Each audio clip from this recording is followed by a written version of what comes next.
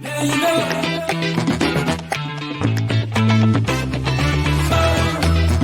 Toast up. Now you know. Now you know.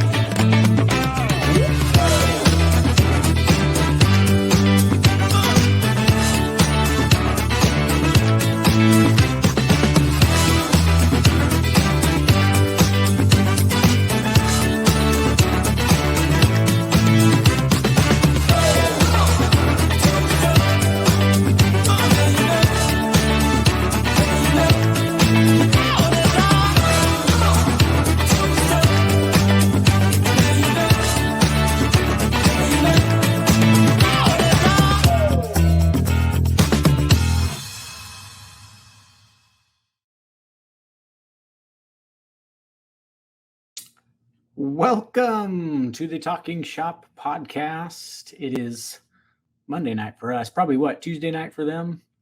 Probably so. Yeah. I am your host from Grand Slam Cards, Josh. This is Michael with Medium Rare Cards over on Instagram. We have Jacob, aka It's Cobb, in the background helping us produce and also making a cameo in tonight's podcast. Is that right? That's right. Down here on location, and we're ready to rock and roll and talk about some new products and some news and recap trade night. Michael, how are you? Jacob? I'm doing well. Before I get into this, you started doing it. I was like, is he going to do the rundown? Is he going to take the rundown from me? No, don't do that. You're our rundown pro. Well, we are about to jump into the opening rip, but before that, let's do a quick rundown. We are going to recap what was a highly successful, really fun card night. We're going to talk about some of the products hitting the shop this week. We're going to jump behind the counter, talk about Mr. Wander Franco and what is happening with his cards, and another cautionary tale with regards to modern card collecting. Then we usually have this section called listener questions, but Jacob is going to come on camera and drop a little knowledge about Lorcana. That dropped last week and has just been actually propping up the hobby, especially on the TCG side. So he's going to talk about that. We're going to do hits from the shop and then end things as usual with crazy stat of the week. I actually have a movie pick of the week, but Josh is really good about having a crazy stat that makes everybody think. But first, the opening rip. Josh, Card Night 3, highly successful. I know you always get nervous. I think it's so funny talking to you after the event. You're like, I always get nervous that no one's going to show. There were like 4 people here right when it opened up, and then it got busy, and then you can let your guard down and relax. But I had no doubt that it was going to be a good turnout. What were your impressions of Card Night 3? Yeah, it felt like we had like just a smidge less tables, and I was super excited about that because I felt it was like the perfect amount of vendors / dealers / table setup. It allows the field not to be spread so thin with the customers. And so, yeah, I liked the amount of tables we had. It kind of went perfectly. We didn't bring a whole lot of stuff from the shop over, kind of on purpose too, because a lot of the people come to the shop already and see a lot of the stuff we have. So we left the customers for the rest of the dealers. And I brought some wax over because there's always some people that like to open up some product there too. So that was fun, but it kind of untethered us from the tables a little bit, and we could make the rounds and mingle and maybe even buy some stuff, which I did. So, but yeah, it was good. Like I said, I'm always nervous that nobody's going to show up, or I planned it at the wrong Saturday, or but no, it was a super strong turnout. I was very pleased. Well, it really hasn't mattered. Football has been sort of the hot product all year long, and there was really no off season for it. But now with preseason football going, college football starting up, it certainly At my table, I had a few cards out, but people were asking for football. Shout out, real quick, shout out to Drew. He gave me a couple Dansby cards, some nice refractor parallels out of this year's Topps Chrome, and I finally met Mackie in person. Mackie, shout out to you. Thanks for stopping by. And anytime that somebody can come up to us and say, "Hey, I listened to the podcast," we really appreciate it. We enjoy doing this, but it makes it even better when you finally meet people that actually listen to you. My line is always, "You must need something to fall asleep to." I think somebody told me their daughter falls asleep to our podcast, so you're welcome. Yeah, great marketing there, Michael. Genius. But yeah, trade night was great. You know, it was the first card show that I went to after the National. It'd been about almost a month since the National, so it was nice reconnecting with folks in person. It was nice being able to look at cards, and I don't think I didn't buy anything. The only thing I bought was Lorcana, which teaser. Jacob's going to go over that here in a little bit. We are going to talk about some Lorcana tonight. Yeah, so it was awesome. Can't wait for the next one. And I have a feeling that even though we will be competing with high school football and college football and some NFL football, that people are going to be so excited about the products that are hitting the shelves in the fall that our next card night or trade night is still going to be successful. So yeah, it was there'll be some NFL players playing. We'll get a little taste of what some of these rookies look like and which ones are kind of on fire and people are chasing their cards. If we do one, I was thinking like we would do one like early October would be our next one. Like I think that's about a month and a half. Football season will be rolling and some of these guys will be popular and it'll be good. Yep. Saturday nights are still a perfect time. Doesn't interfere with too much stuff usually. And the guys that set up, like $15 or $20 to set up at this little card night. Every time I always ask the people as they're closing up, so how'd you do? And, they'll tell me, I made $400 or $500, and it's a pretty good couple hours, hanging out. And, other people will tell me, I went around and spent more than I made, but that's all right. So. Yeah. For me, there were some new faces there. Did you see some new faces? You get the regular guys that set up, and it's always good seeing them. But I saw some new faces, some new products out there, some new cards. So a good time was had by all. Yep. Well, Josh, a new week brings new product to the shop. Let's talk about what's hitting the shelves at Grand Slam this week. Yeah, so two popular products, one football, one baseball, Luminance football.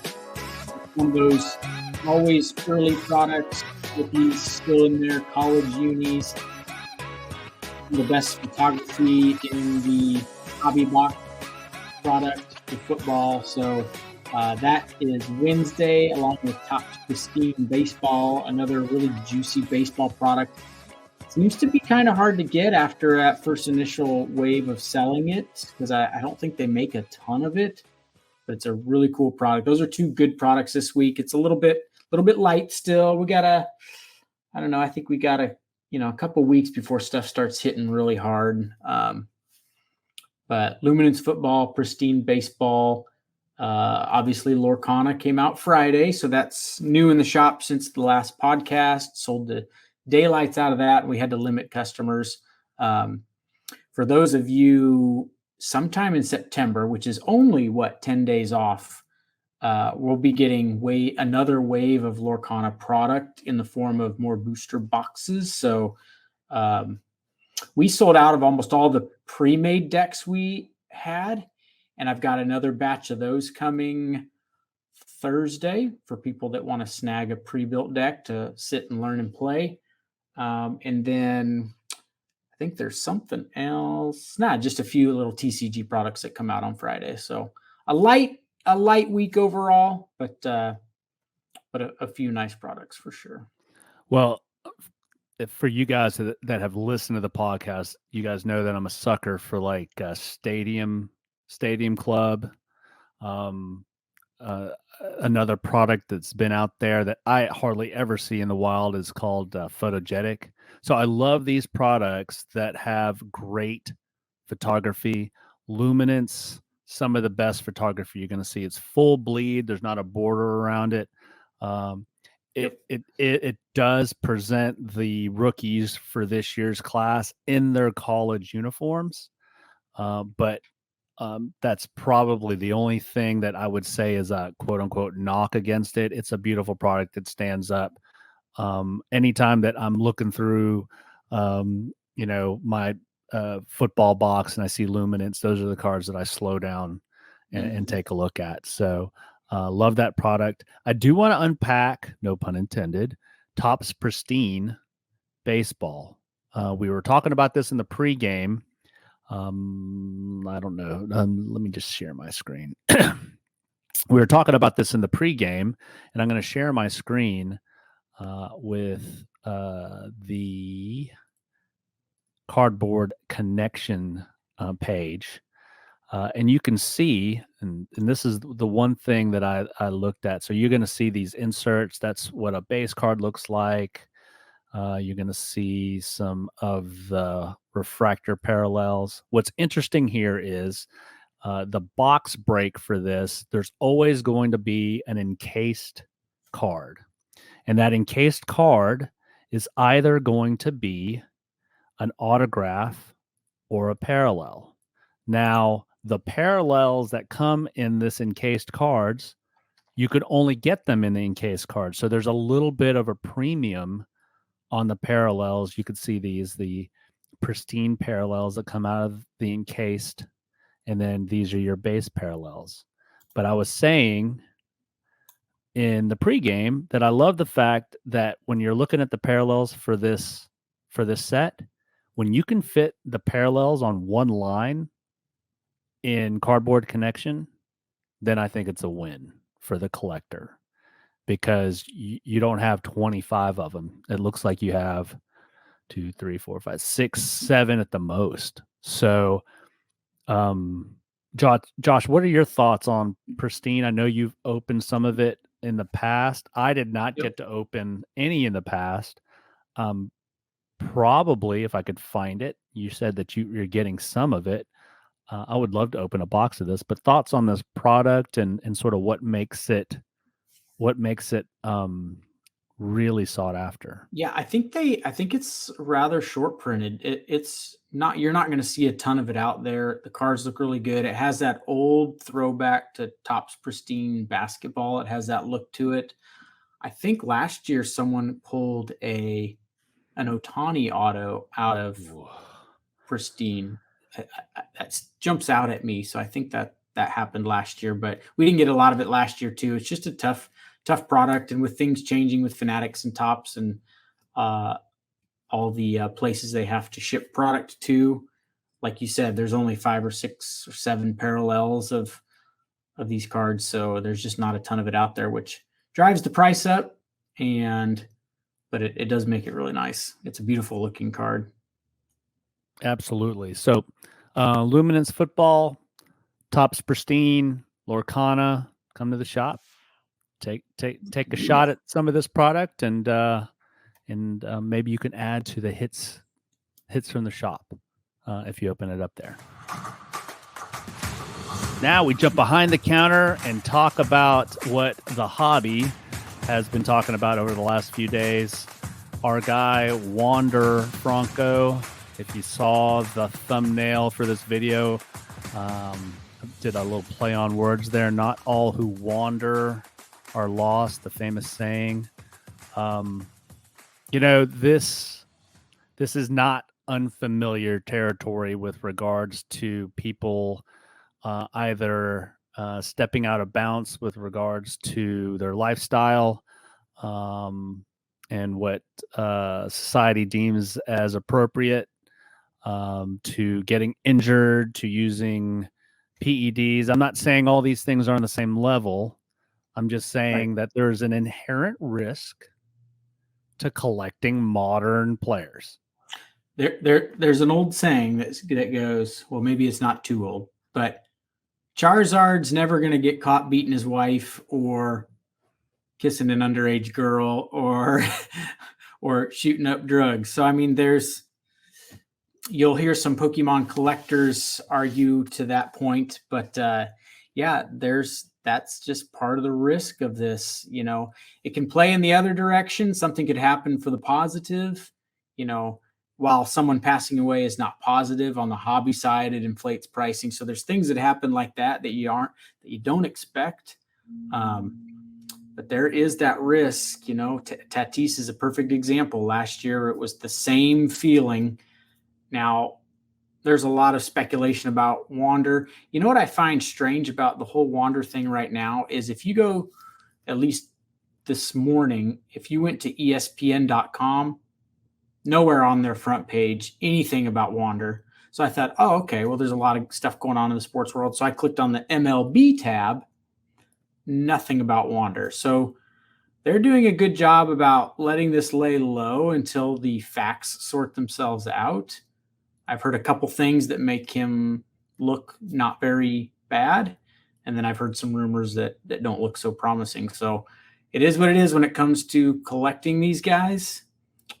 We weren't super deep with Wander stuff, but we had a couple nice ones that are going to be really hard to move unless something positive comes out from this. Yeah, I mean, I'm on eBay now, and I just type in Wander Franco auto, and there's a gold auto PSA 10 out of Topps Chrome Black. I wouldn't say that it's a sort of the most sought after product, but a Wander Franco rookie auto PSA 10 out of 50 is best offer right now for $400, which seems really low to me. So it'll be interesting to see how much of this stuff, some of these are on bids, some of these are buy it now, best offer. It's interesting to see that people have continued to let their bids go instead of maybe pulling them off, sort of maybe shelving this stuff. There is a thought about, he's going to be in the toilet right now. Buy him in the toilet, and if you're a gambler, something, this maybe ends up not being as big a deal as initially thought, and a few years go by, and he's still hitting 40 home runs a year, and you know what I mean? So, like I said last year, Tatis's stuff, if he comes back, keeps his nose clean, and just rocks out like he's doing, a couple years, you won't remember any of that Tatis stuff, and his stuff's going to be really good. And his stuff was in the toilet for a little bit too. So, yeah, last winter, I was heavily into this forward from Manchester United. His name is Mason Greenwood. I had really invested because the world was just talking about this kid. He was 19 at the time, and some tape comes out that he's just wailing away on his girlfriend and just painted him in this light that he was just this awful person. And the hobby just turned their back on him. And, come to find out that may not have happened. He was never charged with anything. Now the optics on the recording, never good. But now she's, I think they've had a baby together. So, and we're not too far away from, Kobe, rest in peace. If you look back early in his career, he took a couple missteps. And now he is one of the most collected figures on the basketball side of the hobby. And so time heals. I'm not saying that I'm hoping that Wander is innocent or that he's guilty, one way or the other. As a father of 3 boys, I've told them, I've looked them in the eye and said, as a dude, you don't have to be guilty, you just have to be accused. And so you just don't put yourself in that position. It baffles me to think that any high profile athlete is going to go down a decision tree and make a decision that may impact him long term and may impact his career long term. But hey, I said it in our group chat. Thank God I didn't have pictures of me documenting what I was into at 22. I mean, we were all idiots back then.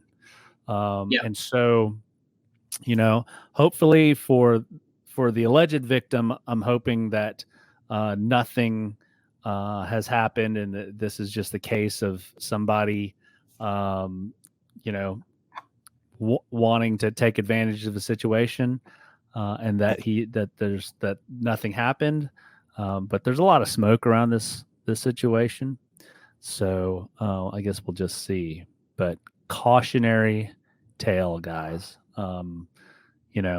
Maybe it may be time to start looking at some moving away a little bit, diversifying a little bit. Don't do all modern, and you can do modern with a twist. I mean, I would still consider Brady a modern player. I mean, he's retired now, but you could still get Brady cards that were printed last year. I mean, you could still collect the shiny stuff and not the old stuff. But what are your thoughts on that? Collecting some of these players is a little bit like the stock market. You're gonna, the Wanders, the Acuñas, the Tatises. They're these hot stocks that are like guaranteed to just go up, but they're very volatile. And then you get the Bradys and you get the Trouts and you get the guys that they just historically just know how to say the right things and keep their nose clean, and they're more boring. There's going to be some young guys that are like that too, that are just going to, when you dump your money in a stock that's volatile, it could crash. So you got to get in and get out at the right time. But there's some safer bets out there. Some of these guys that just seem to, look how they are with the media and the podium and on social media. If they're just say all the right things, do all the right things, they're just safer stocks in that regard. So the downside, your Kobe point, as much trouble as he was in early in his career, he was able to have a long playing career, where Wander hasn't had that yet. So, could he recover? Yes, he'd need to recover and go on to have a nice long career and be really good. And then maybe, but we'll see. This just in, we're cutting away from our normal programming. Jacob just dropped this into the chat. It's from Darren Ravel, so he's got a little check mark by his name, so he couldn't ever be wrong. NFL Players Association says it has terminated its relationship with Panini effective immediately. In a letter sent this afternoon to its agents, Fanatics is in 3 years early. Panini cannot produce any NFL cards with player names or likeness. The likeness is crazy. Or the names too. So that means, so explain to me this as best you can understand it.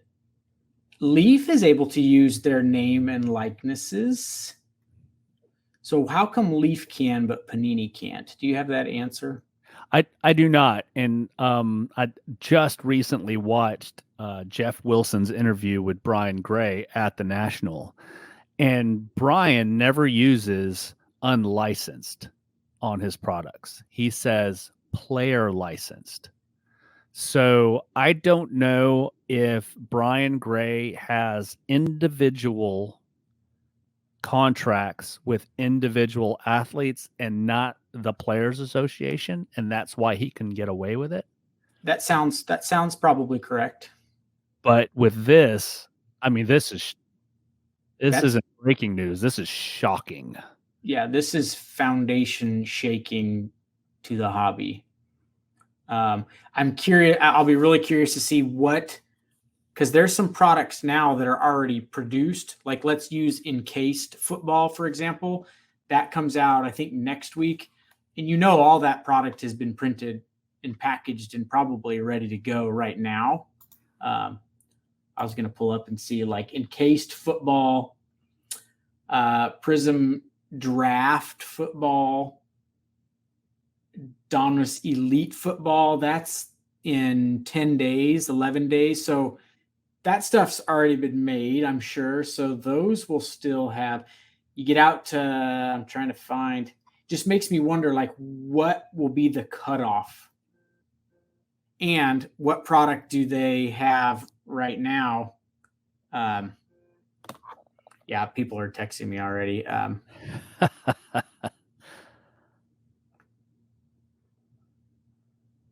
going to get people messaging me.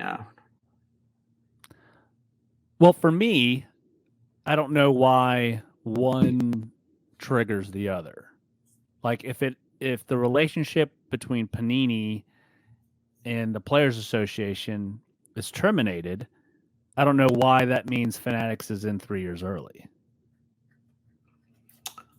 Maybe so. Once that's terminated, they know that they can sign with, the deal can go through with Fanatics. It's just a matter of once Panini no longer has the license, then Fanatics will get it.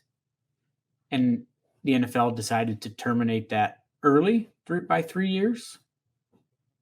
Because it was. So are they normally do gonna be they have to 26. renegotiate the contract though? Because that contract starts in 2026. Yeah, I'm sure.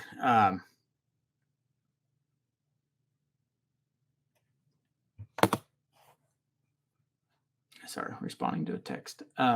We're not getting Topps Chrome football this year, are we? I would imagine that would be way too soon, unless it comes really late. But I'm just curious which of these products it affects. Like, what will be the last Panini football licensed product? You know, will it be Mosaic at the end of September and then nothing after that? Because then there's a little bit of a lull, and then Origins is the 18th of October. It's going to be interesting. It's going to be it's an unknown right now. So this will be new. I need a hot take here, Josh. Give me a hot take. I don't know. It's y'all's world. I just live in it. Okay, I'm going to give a hot take. Okay.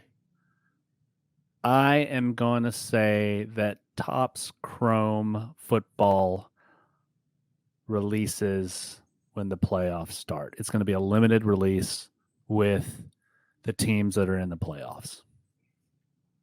They can do it. Yeah, I think so. If anybody can do it, it's Fanatics. We got to think 2023 Select is like 9 months away. Yep. So they which now is a million months away. It's forever months away. But yeah, there's plenty of time for them to do that. I would imagine they've got the pockets to do it. 3 years early. Crazy. Topps Chrome football. Unbelievable. Nice and smooth. Well, we usually have listener questions, but with Lorcana launching and Jacob breaking 10 boxes of it, just kidding. Felt like it. Felt like it. With Jacob breaking the product, we thought that we'd bring him on. This is Jacob. It's Cobb. He's usually behind the scenes. We're bringing him in front of the camera to talk about Lorcana. Jacob, how are you today? Doing pretty good. How are y'all doing? It's Cobb. That's me. Doing well. So usually you're elbow deep in wrestling cards. Yes. But now you have turned your hobby attention to this latest launch, Lorcana. Tell the listeners a little bit about the product and what you've experienced with the product. So from what I've seen, it is once again just another TCG, which none of us actually play any TCGs. Josh doesn't. Well, he knows online. I play online a little bit. He plays online, but Michael and I just like it for the pretty pictures, and that's basically what you're getting with Disney. Unless you want to play the game, then there's a lot of different ways to play it.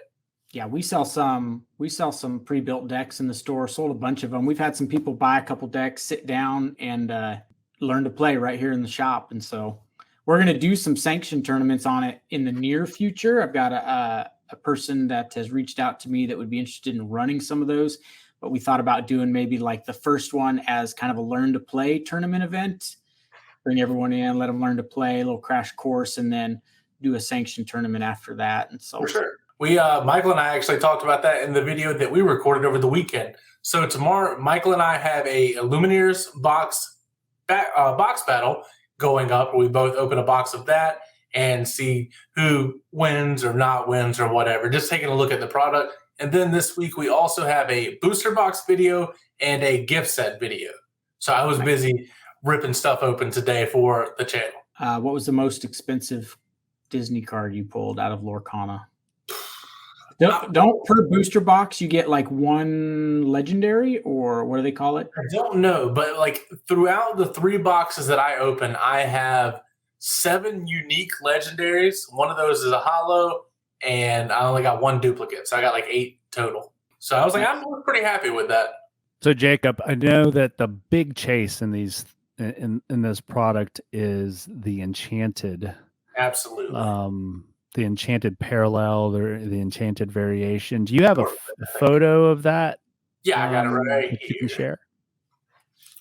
So for the enchanted checklist, it's kind of a who's who, it seems like, of the characters. This is obviously, as you see, if you pull it up on the app, it only shows the 204 cards, but you go from 205 down to 216, you will see the rest of them. But like you'll see this, the card art is phenomenal. Oh wow! With this product, that's Hades, and you have wrong way. You have Stitch, followed by Elsa, which seems to be a really big chaser for the set because everybody loves Frozen.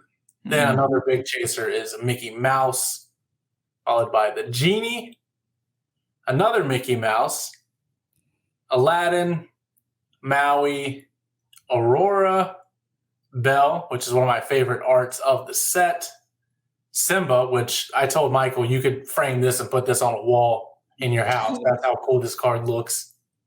And the last one is Tinkerbell. Tink. Giant Tink. I see that. So for people that aren't super familiar with this, a TCG stands for trading card game, and this is just a set of brand new, came out Friday. Disney Lorcana. Like I said, you use these cards to build a deck of your choice with cards that seem to play well together.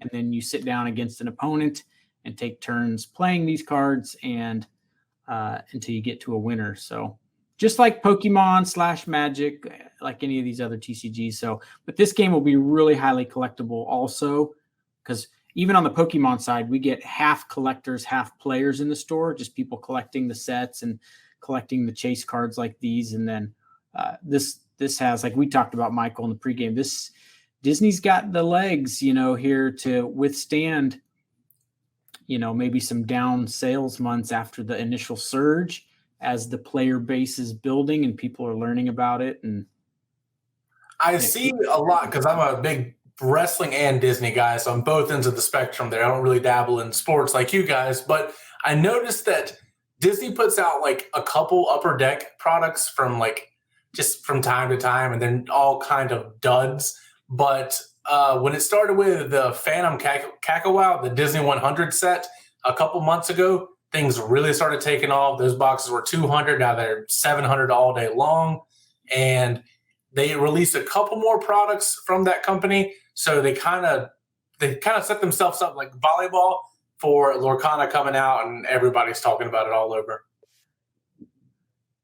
Yeah, I mean, if I could chime in here, I think, in opening that box with you with the pack battle, Jacob, number one, the cards present themselves great. The quality, I said it during the break. I said that you wouldn't expect anything less of anything. Right. With the Disney product behind it, that it was going to be high quality. They have not been shy about saying that they're going to print this stuff to the moon. It's going to be available everywhere. You asked a great question in our private chat, whether or not this was going to be in retail. I know that GameStop and Best Buy already have had it on on their websites, but I don't know if any other of the big box stores are going to have it, like Target or Walmart. I think they'll have the pre-built decks, and they'll have the individual hanging packs. They won't have booster boxes. I heard somebody at Trade Night compare the Illumineers Trove box to an ETB from Pokemon. That kind of convinced me, like, that's got to be sitting on a shelf eventually. It will. Well, I tell you, it's been a couple months. How long has it been since Lord of the Rings came out? The Magic, Lord of the Rings. And I have not seen that in the wild. I mean, Magic is usually on the shelves. Yeah. At the Walmart next to me and the Target that's closest to me, you could always find Magic. Have not seen that variant on shelves at the retail. I also think because they're pushing this product out to sanctioned stores, making sure these hobby shop stores are taken care of first, that maybe there's not enough to go to retail yet. There will be. I would be shocked if this wasn't eventually on the shelves there. But again, no booster boxes, just like Pokemon. You're not going to find booster boxes at Target or Walmart. You'll find them at hobby shops like ours. But I'd be shocked if you don't. It'll be another product that everyone will just scoop up all at once into the cart and then go sell it online probably, because these resale prices are insane right now. Now, Josh, before we let Jacob go, Josh, you said that you're getting another influx of this product coming. You said in October, or in September, a couple weeks. And probably. So will that include more booster boxes, or will it just be the other SKUs? It is more booster boxes in September for us. Well, that means I'm going to open mine. There you go. Instead of sitting on it. So don't sit on it. That'll damage it. Jacob, thanks for your time, man. We'll let you get behind the scenes and let us know if you're going to open up any more of this product so that you can finally show us an enchanted card that you pull. So, all right. Well, thanks, Jacob. For having me on. Now it's time for hits from the shop. Josh, show us some fire that was pulled by some of the customers that sent you some photos. So hits from the shop's a little light this week. We had a busy week. Don't get me wrong. The shelves are a little light right now because our weekend was so busy. I didn't get a ton of pictures, but a few of the bangers that we did have. This was pulled, hard to tell there, but I think that's a one of one up in the corner. You'll see the big unit. This was pulled at Trade Night, actually, so I snagged a picture of it. Customer hit that. Technically, that's from the shop. So this is a big one out of Immaculate Collegiate that a customer sent me they had hit. Beautiful, big old patch. Hendon Hooker auto. That's numbered to 2. We've got, so we touched on this last week. The customer brought it in and showed it to us, so I got an official picture sitting on the stand, but there was that number to 150 Otani auto. So that wasn't the second Otani auto. That was just the one we talked about last week. Bo Nix, this dude's on the cover of this product. This came out of that Bowman's Best University product, and he's on the cover of the box. So we thought, well, that's pretty good. We got to take a picture of that. So customer was super pleased with that pull. And then this is the Brock Purdy Pandora rookie auto. This was pulled and probably a hit from the shop several weeks back. The customer redeemed the card because it was a redemption. And then brought it in the shop to show us they had got it from Panini. Look at that beauty. That's a monster. And hopefully he has a good year because I think he's probably going to be the starter if he hasn't been named already. This was cool. This came out of one of the trading card day packs we give out on International Trading Card Day. So a customer, the cool part about this card was those autos are not easy to pull out of those little free packs. But this customer happened to be a hardcore Orioles fan too. And so perfect card went to the perfect customer. He brought that in and showed us too after he had pulled it. And then another customer hit. This was out of Leaf Metal, I believe. Thought it was cool. Little Josh Giddey, Oklahoma Thunder with pick number 6. Thank you to the customer that sent me. That's all of them. I did a poor job of taking pictures, and a lot of stuff didn't get open in the store. Like I said, we sold a lot, but it just didn't get open in front of us. And I have to see it to be able to take a picture of it. So Which is a great reminder, guys. If you guys which is a great reminder, guys. If you guys buy some wax from the shop, even if you don't open it in the store, if you pull a big hit, send it Josh's way. Maybe it'll make the podcast. Yep. And now, with one of my favorite parts that apparently doesn't get any music for this segment, but that's all right. Crazy stat of the week. I've got two. One, I can't remember if we touched on this. It's a Tony Gwynn stat, and you got to have a Tony Gwynn stat when it's time for stat of the week. But I also have another one just in case we've done this one before. I thought this was pretty crazy though as I came across it. Pete Rose, if Pete Rose could return to baseball, and if he went 750 for 750, 750 hits out of 750 at-bats, he would still have a lower career batting average than Tony Gwynn. That's just bananas. And it's not like we're comparing some no-name guy. This is the all-time hits leader. If the all-time hits leader came back to the MLB and went 750 for 750, he still wouldn't have as high a career batting average as Tony Gwynn. The dude was unreal. So I saw one the other day. It was like it gave some players batting average. It was like 304 for his career, and like Tony Gwynn's batting average was 304 with 2 strikes. Yeah, I mean it's just crazy when you're getting nothing to hit. Right. I saw a quote the other day where Greg Maddux said, the main thing about pitching is being able to change speeds and location or something like that. And then he said, players can pick up the spin of the ball off of your hand. And if you can change speeds, the batters are completely helpless, except for that blank Tony Gwynn.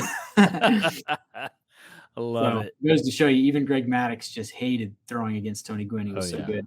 But the more up-to-date new stat that's not Tony Gwynn related, I thought this was really cool. But ever since calling up Adley Rutschman, the Baltimore Orioles have yet to be swept in 76 straight series.